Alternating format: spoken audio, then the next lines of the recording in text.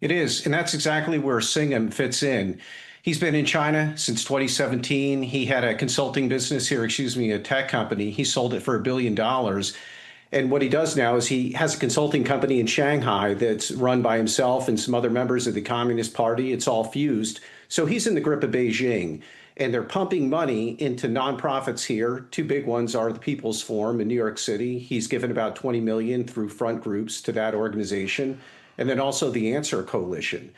And they're pumping out Chinese propaganda. They have courses there on various Chinese cultural things that they teach. And they're also helping to fund these anti-ICE riots in the States. Yeah. Chuck, I gave you a new job there for a moment. I want to correct that. You're the CEO for the Alliance for the IRS Accountability. And you know, everybody needs a new job on a Friday, but I want to talk about the IRS here and how this would apply. If you're abusing the privilege, if you're moving money the way you shouldn't, if you're in an NGO or a nonprofit, the rules are pretty strict.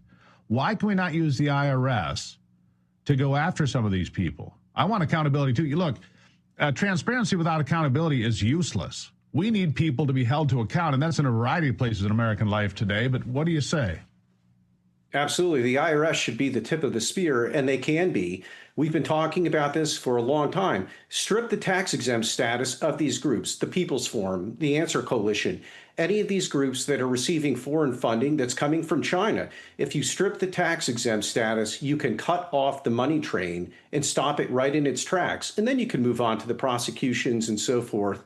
But stripping the tax exempt status will have the most acute, immediate impact, and that will take care of this problem immediately.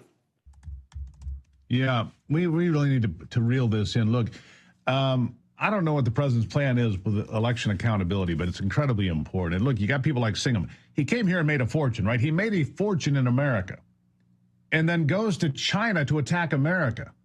Chuck, I don't understand that mindset. Do you? It's not something I would understand. It's foreign to me. And he's just hiding over in China and attacking America. He's undermining us from within. He's doing everything within his power. And he's really just a stooge of Beijing, because over there, everything is fused. There's no such thing as a private company or a private citizen. If the government comes in and says you must do something, then you have to do it. Yeah, and that's the way. Let's be clear about this. There's other things that China is doing. For example, they've taken advantage of the 14th Amendment.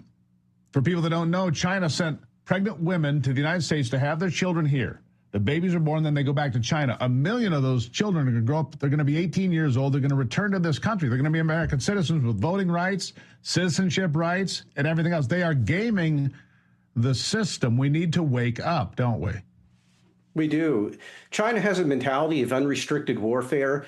Their whole strategy is to defeat us without ever having to fire a shot. And that's been well stated.